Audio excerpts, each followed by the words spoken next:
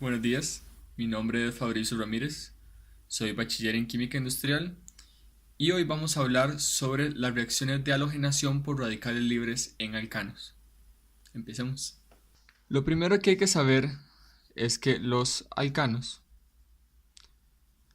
son poco reactivos.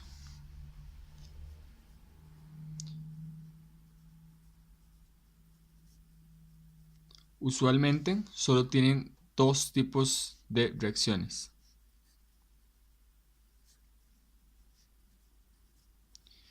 ¿Cuáles son? Bueno, están las de combustión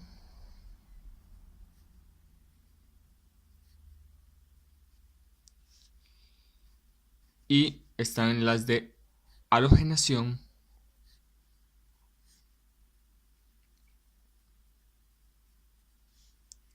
por radicales libres.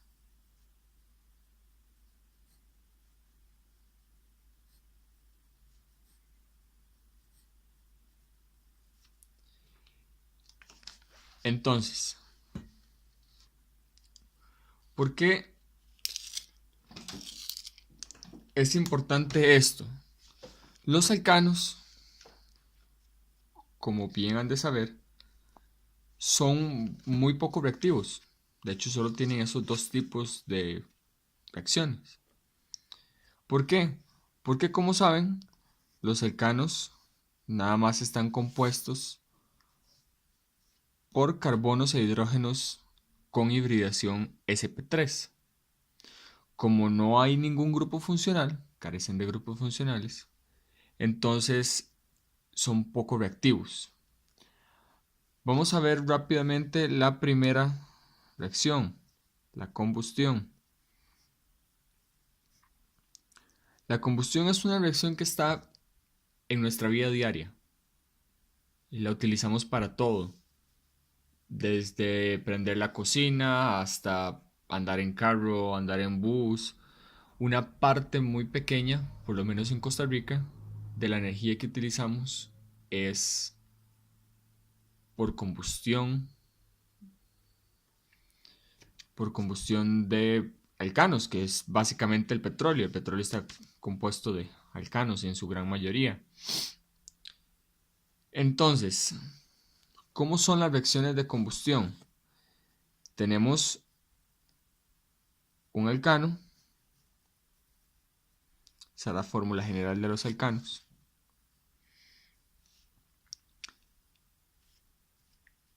y van a entrar en contacto con oxígeno.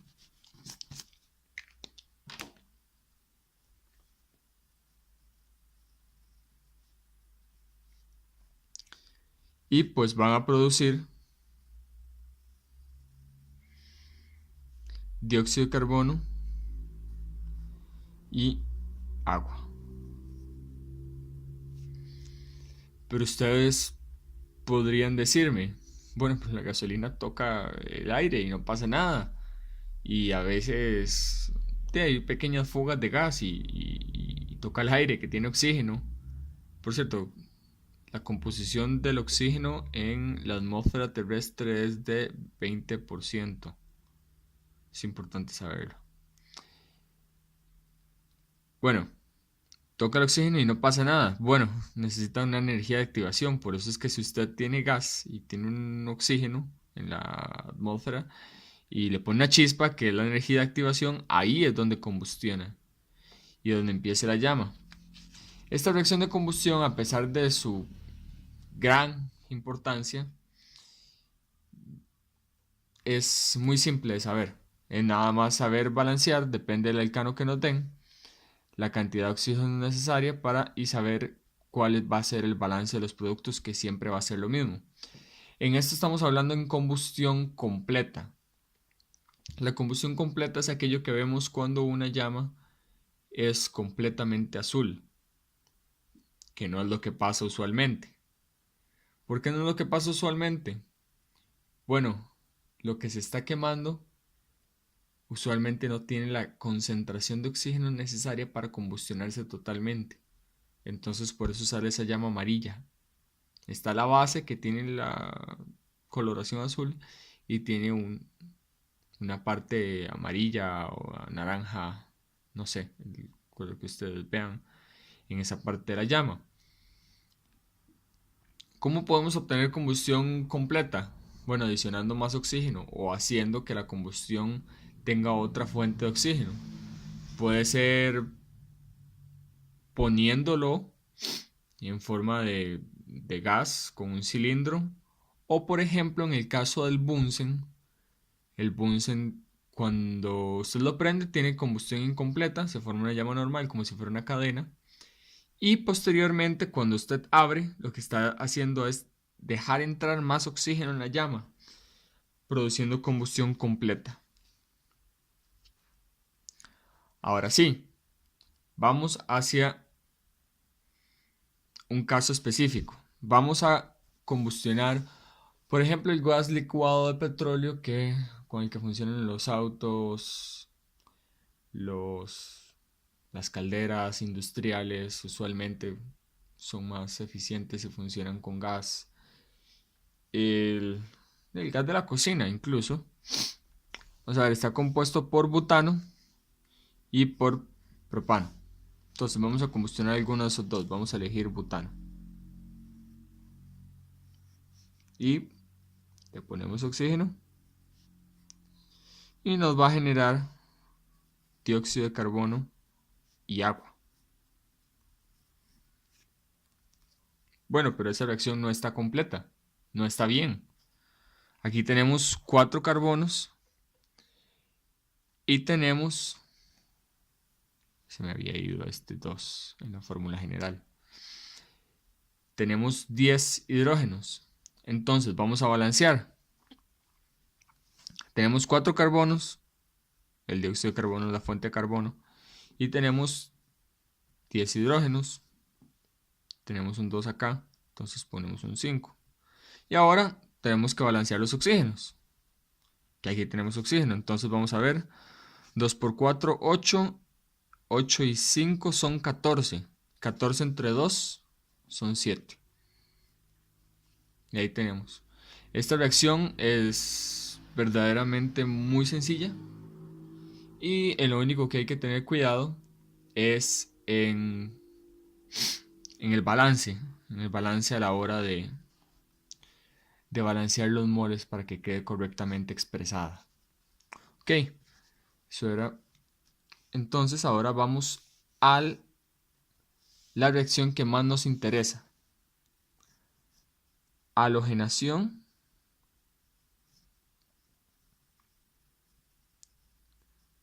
por radicales libres.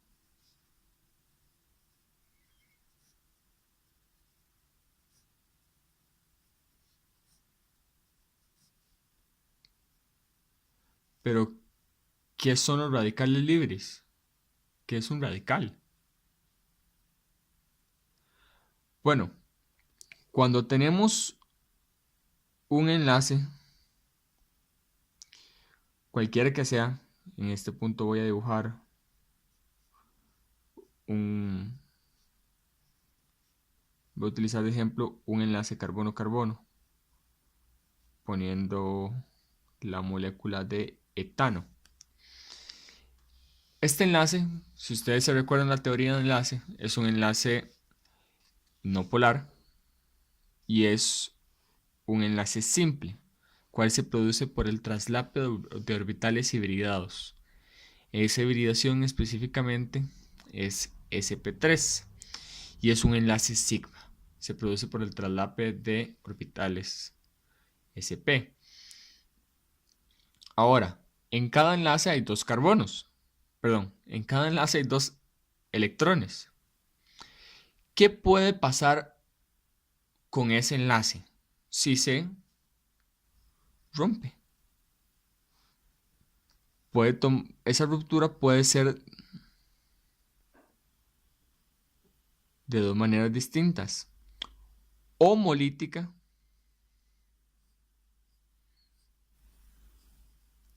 o heterolítica.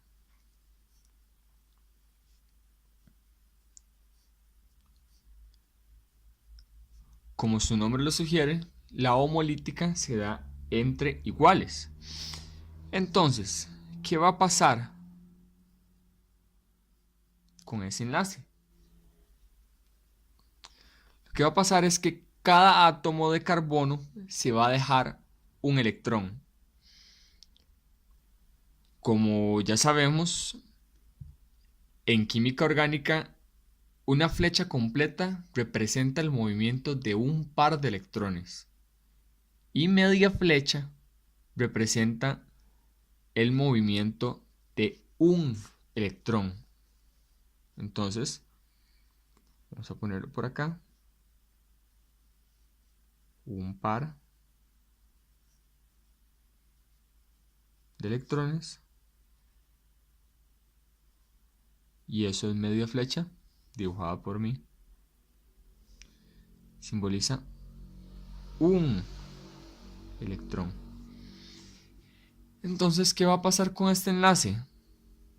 Bueno, pues cada uno se va a dejar un electrón. Y entonces, ¿eso qué va a generar?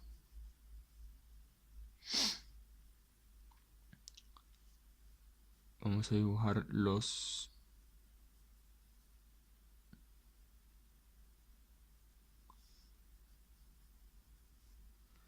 hidrógenos restantes. ¿Qué va a generar? Vamos a simbolizar el electrón de esta manera, con un punto. Como en las fórmulas de Lewis, simbolizamos cada par de electrones con 2 puntos. Cada punto era un electrón. Bueno, aquí hay un electrón desapareado, porque este enlace se rompió y dejó solo un electrón en el átomo de carbono. Esto, un electrón desapareado, es lo que vamos a llamar radical libre.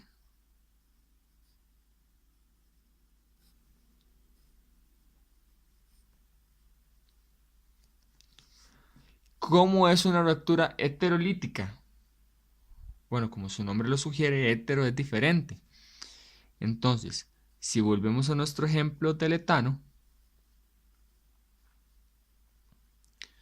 uno de estos carbonos se va a llevar el par de electrones con una flecha completa y pues el otro se queda sin nada.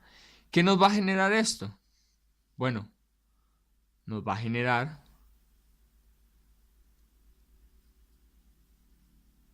que el de la izquierda quede deficiente de electrones. Le falta un par completo de electrones. Entonces, va a quedar con una carga positiva. Está deficiente de electrones. Y pues otro, este más es de la ecuación, no es de la carga. Aquí la carga la encerré en un círculo. Nos va a quedar este carbono con exceso de electrones, simbolizado con una carga negativa. Entonces, ¿qué es lo que genera? Una ruptura heterolítica, iones,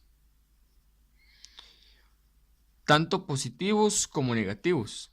Uno pierde electrones, otro gana electrones, pero el enlace se va completo, el par de electrones se va completo en la ruptura heterolítica, a diferencia de la ruptura homolítica, donde solo cada uno se deja un electrón, y entonces queda el electrón desapareado.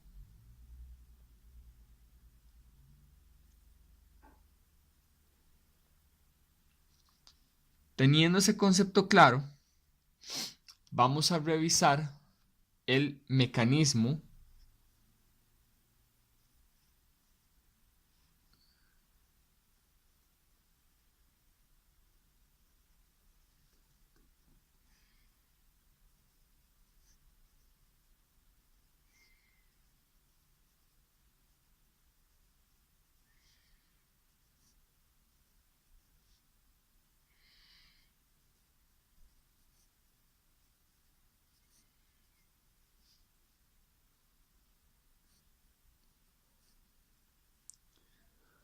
Ok, para explicar el mecanismo vamos a tomar el alcano más sencillo. El alcano más sencillo es el alcano de un carbono.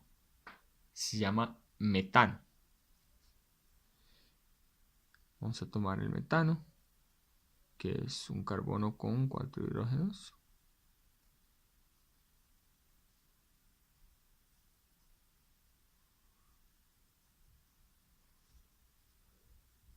Ok, es el metano. Y lo vamos a halogenar. Si ustedes se acuerdan, la familia de los halógenos es el flúor, cloro, bromo y yodo. Vamos a halogenarlo para este ejemplo con cloro. Entonces, el primer paso es el paso de iniciación. ¿Cómo se genera un radical? Bueno, ya aprendimos que los radicales se generan por una ruptura homolítica. ¿Y qué necesito yo para romper un enlace? Necesito energía. ¿De dónde tomo energía? Bueno, en este caso, vamos a tomar energía. Tenemos una molécula de cloro y vamos a tomar energía de la radiación. Esto es radiación. Eso es un fotón. ¿Ok? Usualmente radiación ultravioleta. La radiación visible, el espectro visible no es tan energético. Entonces vamos a suponer que es un fotón. Usualmente viene del ultravioleta, fotón. ¿Qué va a generar ese fotón? Va a generar una ruptura homolítica. Medio enlace por aquí, medio enlace por allá. Y entonces voy a tener dos átomos de cloro siendo radicales libres. El segundo paso es el paso de propagación, que se propaga. Entonces, ahora tenemos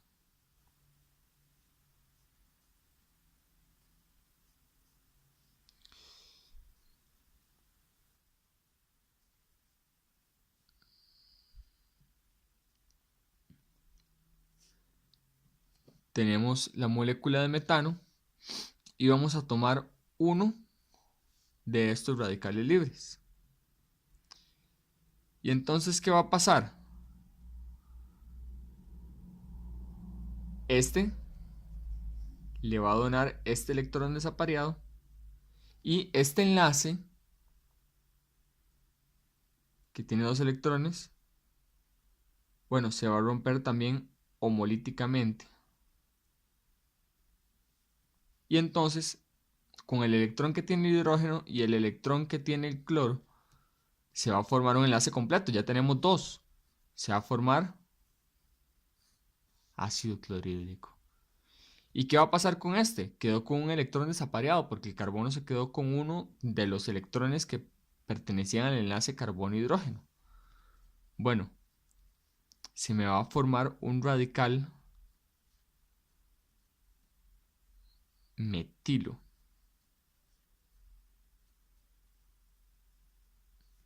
¿Ok? El radical metilo va a reaccionar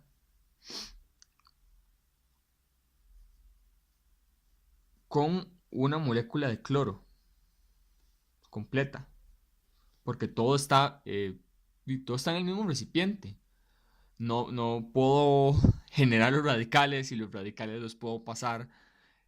No es sencillo, no es factible y no es posible.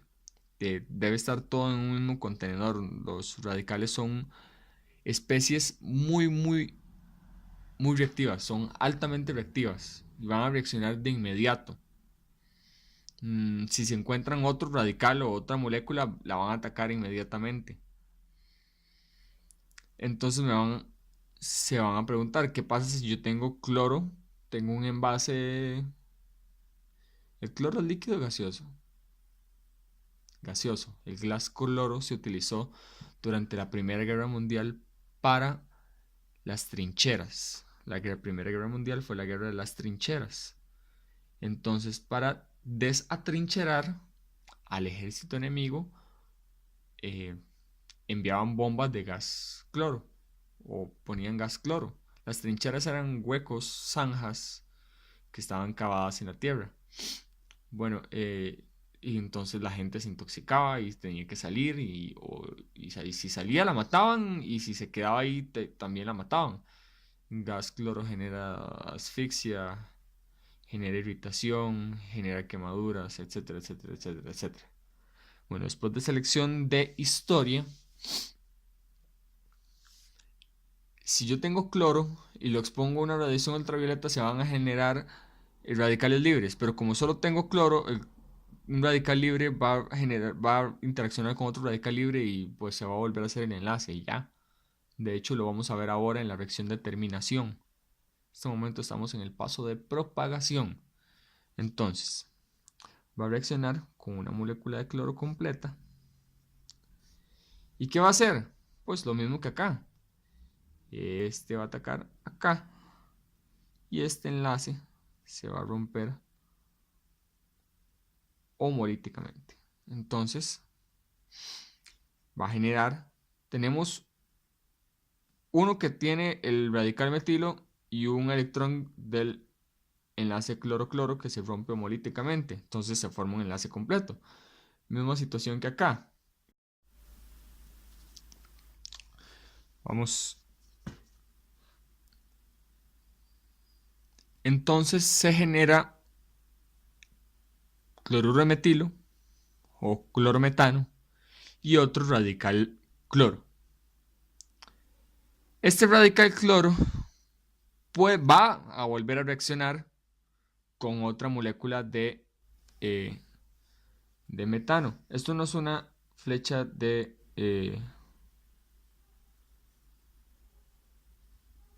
reacción. Lo voy a poner así. ¿Para qué quiero que vean esto? ¿Para qué quiero que vean que va a seguir reaccionando? Porque se va a devolver acá. Este radical cloro puede ser este radical cloro.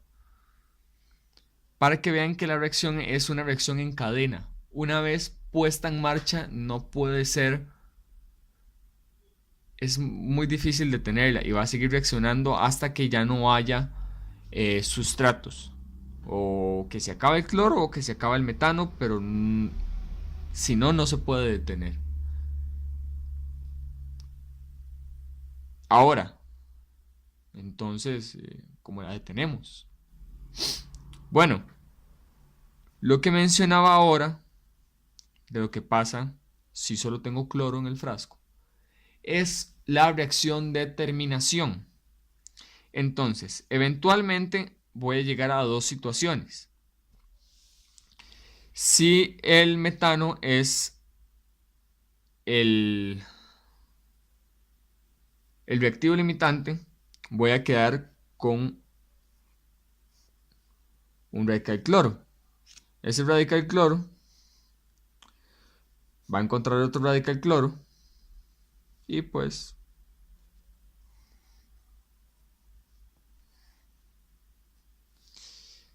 se me va a generar cloro molecular y se acabó.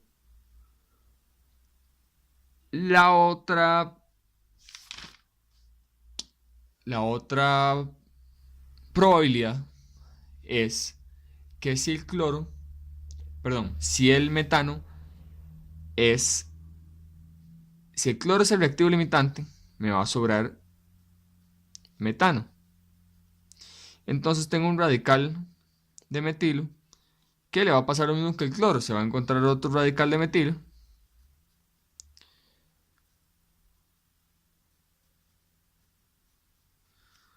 y pues medio y medio hacen uno y entonces se me va a formar etano. Y así es la reacción de terminación. Entonces, recapitulemos.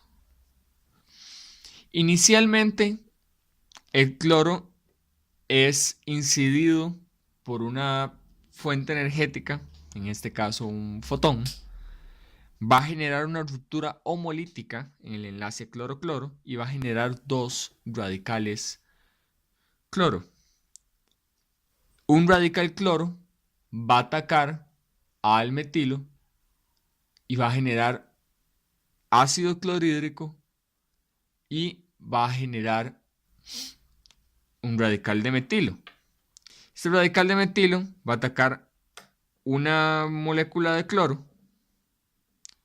Esta molécula de cloro se va a romper homolíticamente porque le está atacando un radical libre y va a generar cloruro de metilo o clorometano. Cloruro de metilo es el nombre vulgar o popular o común. Clorometano es el nombre IUPAC.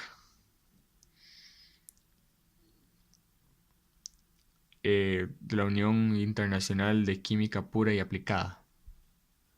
Y me va a generar otro radical cloro. Este radical cloro va a entrar en un ciclo que va a volver a atacar en cadena. O sea, la reacción no se va a detener, como ya expliqué, hasta que pues alguno de los dos se termina. La fiesta se tenía que acabar en algún momento y pues se da la reacción de terminación, cualquiera que sea, dependiendo de las cantidades estequiométricas y el reactivo limitante. Entonces, a este paso le vamos a llamar iniciación. A este segundo paso, donde se propague, genera un radical libre metilo, y a este otro paso, donde genera otro radical cloro, y estos se repiten constantemente hasta que se acabe alguno de los dos, los vamos a llamar pasos de propagación 1 y 2. Y a estas dos reacciones las vamos a llamar terminación.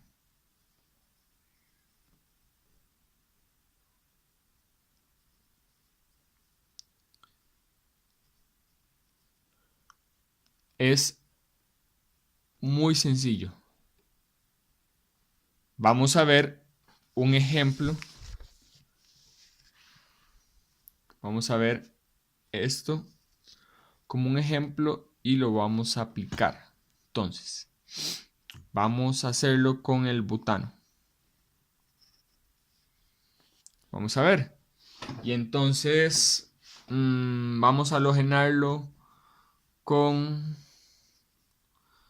bromo. Ok. Funciona exactamente igual para todos los halógenos. Entonces vamos a hacer el mecanismo. Tengo una molécula de bromo.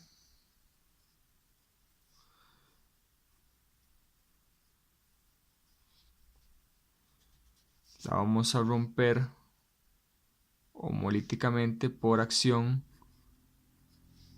de un fotón. Y eso me va a generar dos radicales bromo. Tengo el butano y tengo un radical bromo. Radical bromo.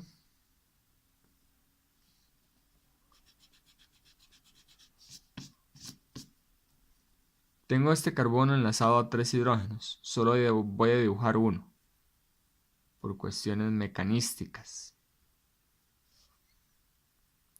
Este va a atacar acá. Este se parte homolíticamente. Y entonces me va a generar ácido bromhídrico y me va a generar un radical butano. Ok, bien hasta ahora. Este radical butano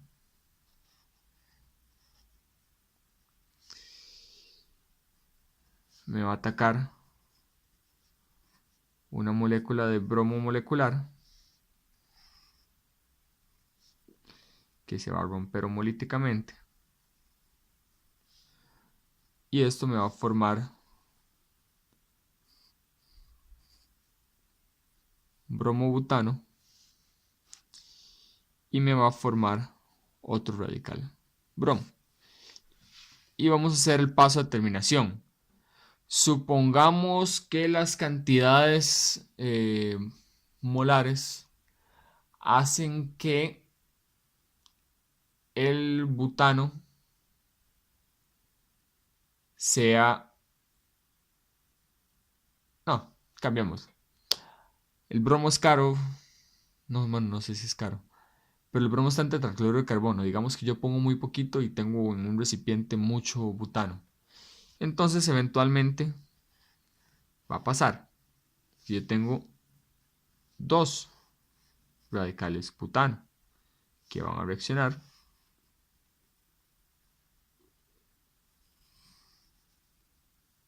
y me van a formar un enlace entre ellos.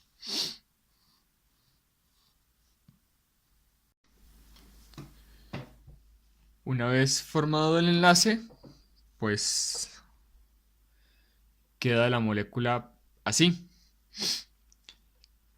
¿Qué es importante saber para esto?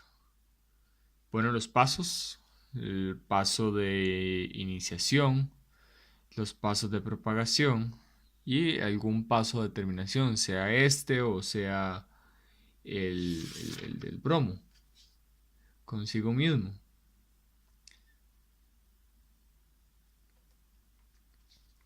Ahora, el mecanismo funciona exactamente igual para los otros tipos de halógenos.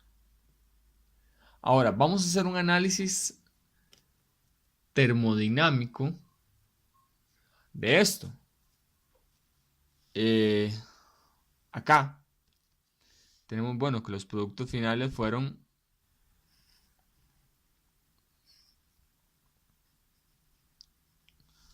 bromobutano. Hay otros productos secundarios como, bueno, este o más bromo de exceso. Sin embargo, como apenas son para terminación, lo único que se requiere entonces es, con esto está bien. No se necesita que pongan todos los posibles productos. Todos los posibles productos me refiero al el paso de terminación. Sin embargo, cuando les piden todos los productos posibles, les están pidiendo, bueno, como pudo ser acá, bien pudo ser en este carbono, o en este carbono, o en este carbono. Entonces, cuando les piden todos los productos posibles, les están pidiendo básicamente cuáles son todos los productos posibles. Significa que se pueda halogenar en todos los carbonos posibles.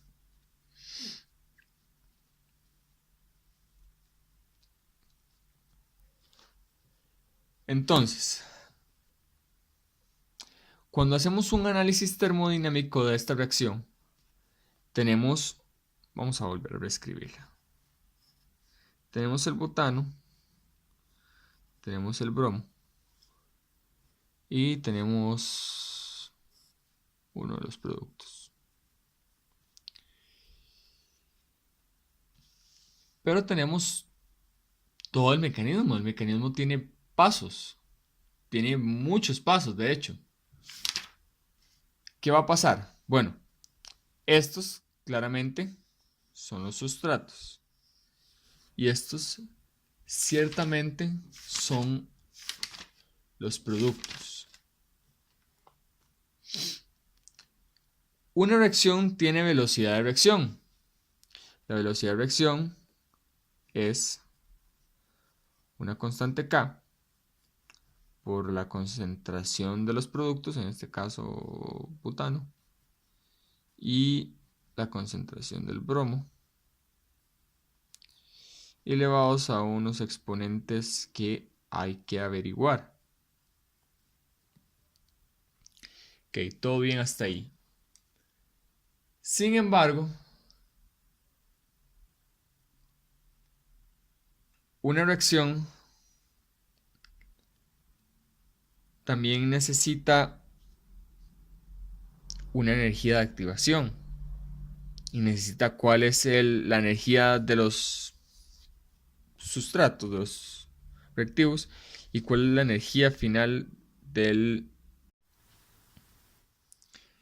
También es necesario tomar en cuenta que esta expresión de velocidad es para una reacción. Pero como vemos acá, tenemos todo un mecanismo con muchas reacciones. Entonces, ¿cuál es el paso limitante de una reacción? El paso limitante de una reacción es el paso más lento. El paso más lento en el caso de nuestro mecanismo es el paso en el que se da la destrucción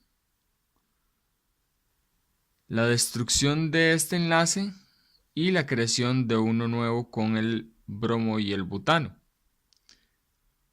El estado de transición es un estado intermedio durante la reacción y es usualmente el paso más energético también. Que requiere más energía. Entonces, en un gráfico de energía contra el avance de la reacción, tenemos energía y tenemos el avance de reacción.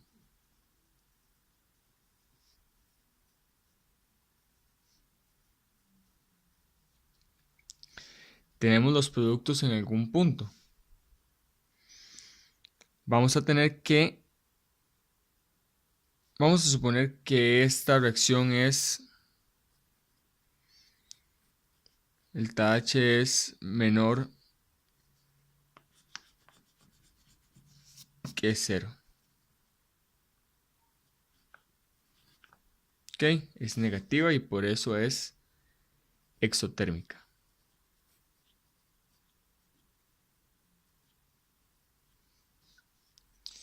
Entonces, mis reactivos van a estar por debajo de los productos. Y voy a tener un estado de transición que es el de energía más alta. Entonces, parto de mis productos a cierta energía, les pongo energía para llegar al estado de transición. Disculpas, aquí lo escribí. Dibujé mal.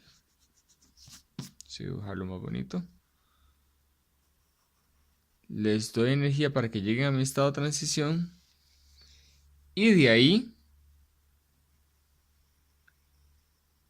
llegar hacia los productos. Aquí están productos,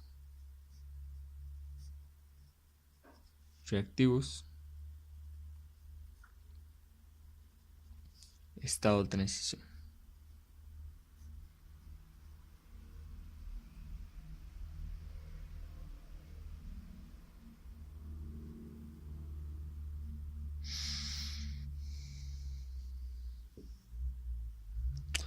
Ok, la energía de los reactivos al estado de transición es la energía para que se lleve a cabo la reacción. Entonces esto es energía de activación.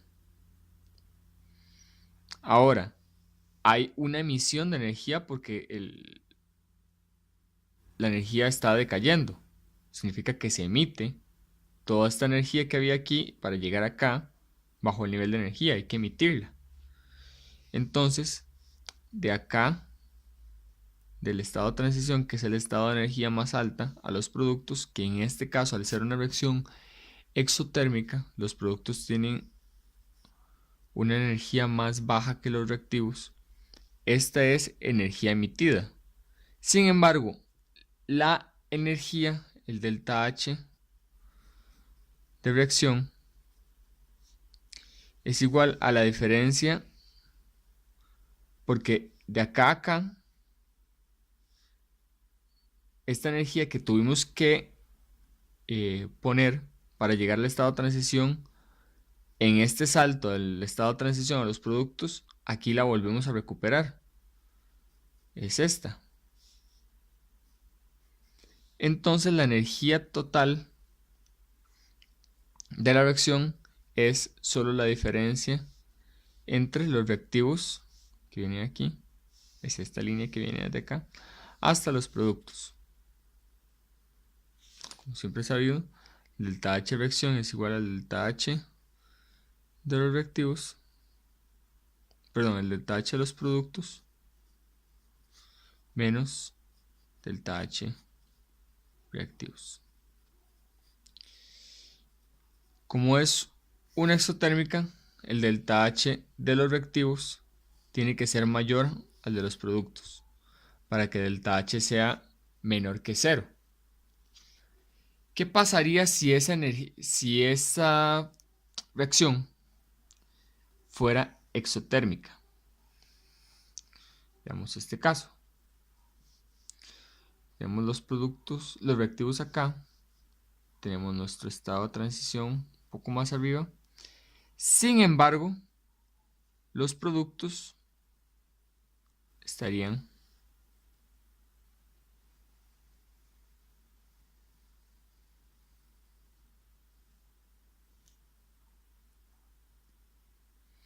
entonces de acá, de los productos, de los sustratos reactivos,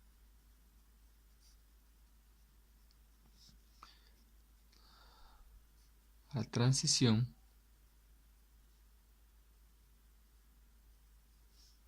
a los productos,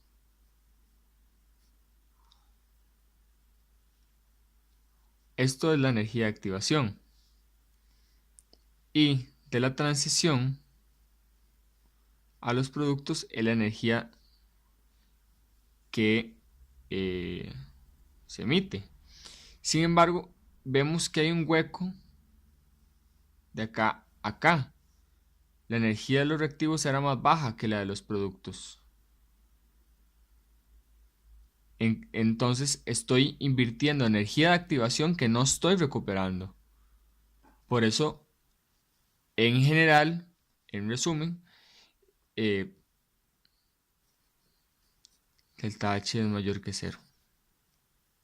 Aquí, veamos este caso, aquí estoy recuperando toda la energía de activación y aún así obteniendo un poco más de energía, la que sobra de acá a acá, de los reactivos a los productos. Acá estoy invirtiendo energía de activación y no la estoy recuperando completamente. Entonces no es igual a 0. Es mayor que 0. Porque esta H reacción, que es la entalpía de reacción, es igual a delta H de los productos menos delta H de los reactivos. Y como vemos que acá los reactivos tienen la energía de los productos es mayor que la de los reactivos, esta resta me va a dar positivo porque los productos son mayores que los reactivos. Entonces, en este caso, H de la reacción es mayor que 0.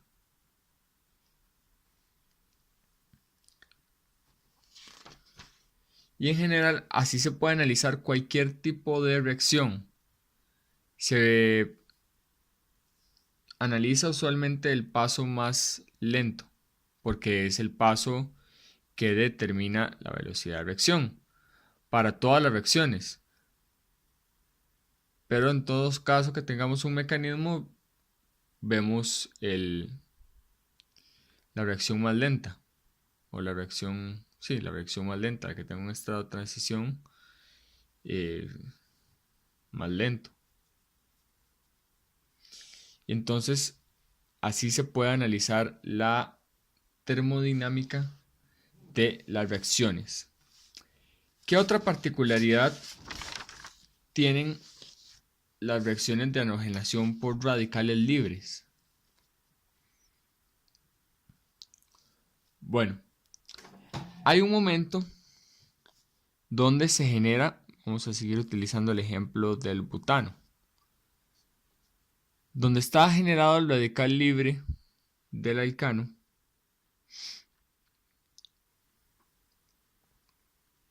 Ya mencionamos que el radical libre es una especie muy reactiva. Sin embargo, aquí le está haciendo falta un átomo, el átomo de hidrógeno que eliminamos en el primer paso, en el primer paso de propagación, formando ácido bromídrico. Esto da paso a reacomodos. Pero, ¿por qué se reacomodaría una molécula? Porque es termodinámicamente más favorable. Por ejemplo, esta carga puede pasar de acá y un hidrógeno puede migrar de acá a acá, y entonces, por ejemplo, podría suceder esto, que un hidrógeno migre de acá a acá, y entonces el electrón desapareado eh, migra hacia este otro carbono que le donó el hidrógeno. Pero ¿por qué suceden este tipo de cosas? Este tipo de cosas suceden usualmente porque son el camino más favorable termodinámicamente. ¿Pero por qué es más favorable termodinámicamente? En este caso, estos dos carbonos son similares. Sin embargo, la estabilidad de un radical libre, no todos los radicales son igualmente estables. Hay una consecución. Está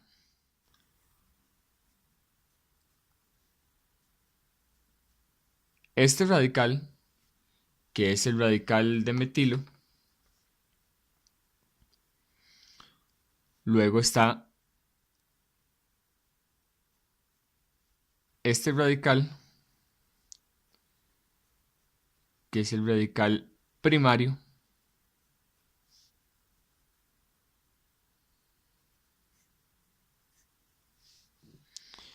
Luego está este radical,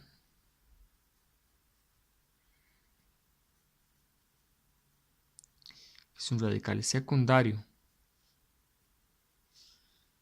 Está este radical, que es el radical terciario.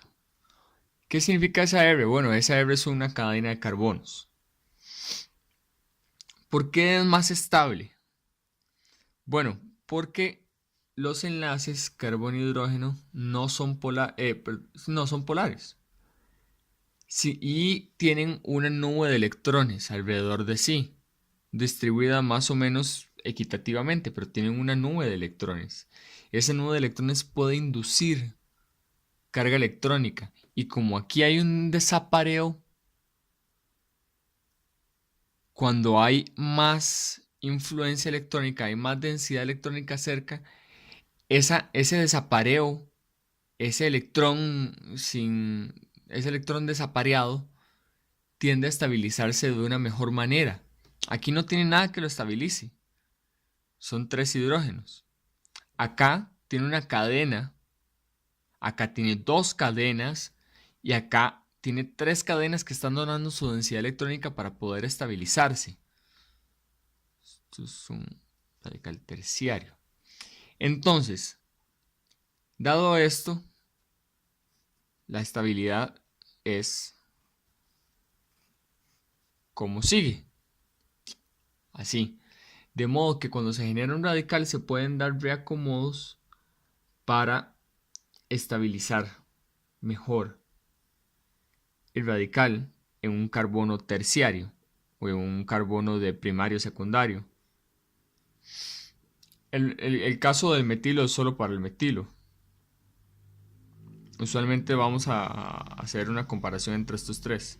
Está el metilo porque es el caso del metilo, pero el metilo no puede mutar o no se puede reacomodar otra cosa, no hay más átomos dentro del metano.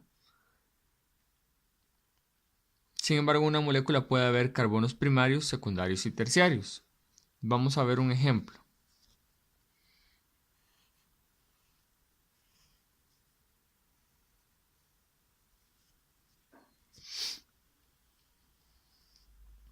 Este isopentano. Este isopentano tiene carbonos primarios, este, y este, y este. tiene carbonos secundarios y tiene un carbono terciario. ¿Ok? En todo caso, por ejemplo, si lo pusiéramos a reaccionar con un radical bromo, el punto más probable donde se vaya a... donde el radical bromo le vaya a arrancar un hidrógeno para formar ácido bromídrico y generar un radical isopentilo, el lugar más estable es este. Y por ejemplo, si se da en un carbono secundario, que es también algo probable, porque hay otra cosa que tomar en cuenta. Entre más cadenas estén sustituyéndolo, más las cadenas tienen densidad electrónica, es el punto por el cual es más estable. Sin embargo, entre más sustituidos, más densidad electrónica, y más densidad electrónica significa también más impedimento estérico. O sea, las cadenas van a estar ahí y van a impedir por fuerzas de repulsión entre nubes de electrones que se acerque demasiado a algo. Pero sí son el más estable. Ahora, por ejemplo, es muy extraño que vaya a arrancar de acá, aunque sea el menos impedido estéricamente, porque no es nada termodinámicamente favorable. No es el más favorable porque la molécula no va a estar estable. Puede ser acá, se puede generar acá, se va a formar ácido bromídrico y se puede generar radical acá. ¿Qué es lo que va a pasar? Va a migrar. Aquí hay un hidrógeno. Este metilo puede migrar. Esto se escribe así. Migración de metilo. Y entonces la carga se puede estabilizar en un carbono terciario. Y entonces en ese carbono terciario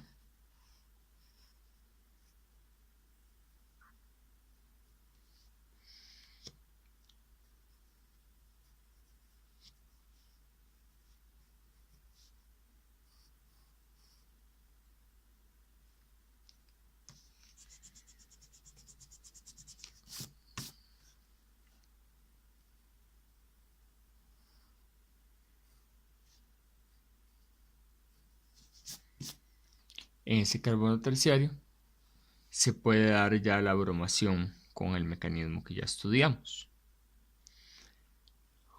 Otras cosas que pueden suceder.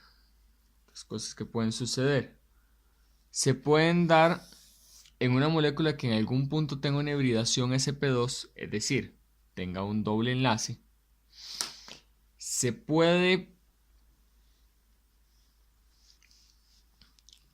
Puede haber una migración de manera que se estabilice y se genere una resonancia. Vamos a ver un ejemplo.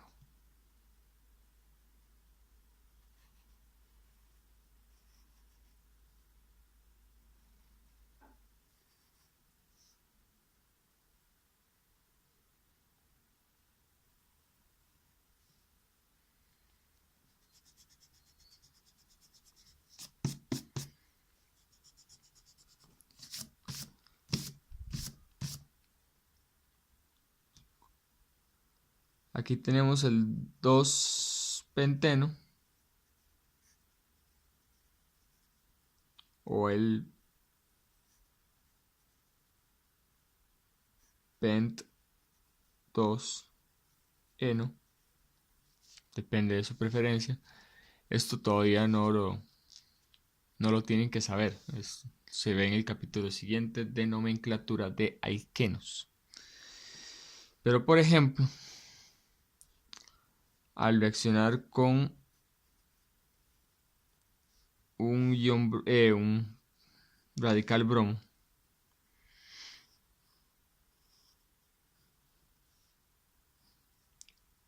el radical se puede generar acá. Sin embargo, se puede dar una estructura de resonancia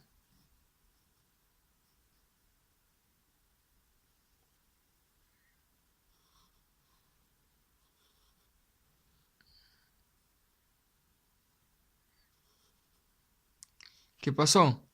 Este doble enlace se pasó para acá, flecha completa.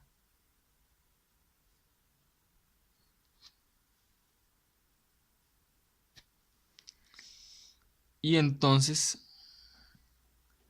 el desapareo electrónico pasó acá.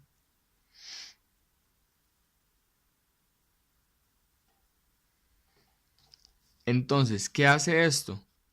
Esta estructura de resonancia, como todas las resonancias, puede estabilizar más. Estabiliza más la molécula. Y estabiliza más el radical libre. Otra cosa que puede pasar.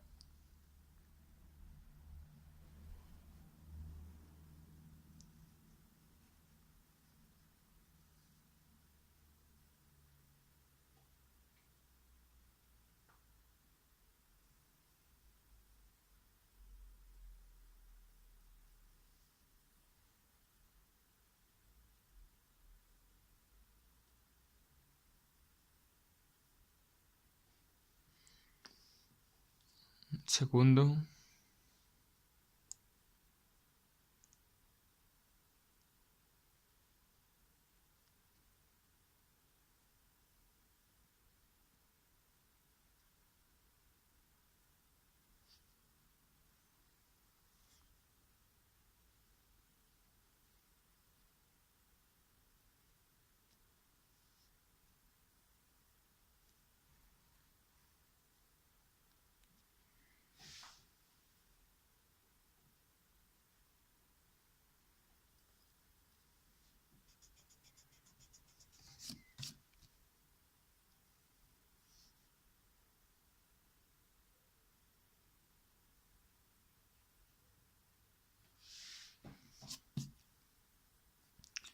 Al reaccionar con un radical bromo, se genera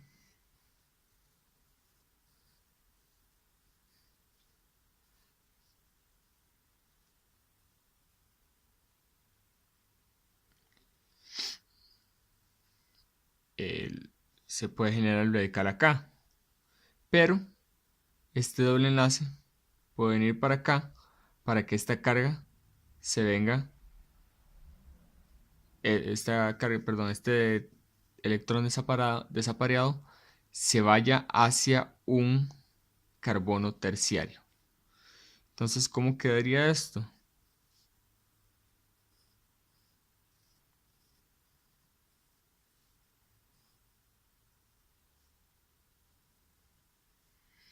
Y bueno, esto puede generar estructuras de resonancia. Son estructuras de resonancia. Y también el doble enlace puede seguir rotando y puede pasar por todos los carbonos del anillo. Sin embargo, el más estable es pues este, que es el terciario. Todas estas estructuras generadas de resonancia lo que van a generar es que se estabilice la molécula, se estabilice el radical libre. Y el electrón desapareado siempre va a buscar estar en el lugar más estable. Esto también se puede dar sin el doble enlace. Sin embargo, el doble enlace hace que pueda rotar por todos lados.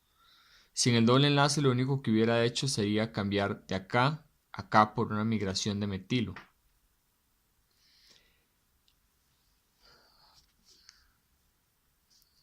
Estos son las generalidades de las halogenaciones por radicales libres. Si hay alguna duda, no duden en escribirme. Mi correo es fabris9515 gmail.com. Espero que hayan sacado provecho de estos videos, este video, y hayan aprendido sobre la halogenación de alcanos por radicales libres. Mi nombre es Fabricio Ramírez y nos vemos pronto.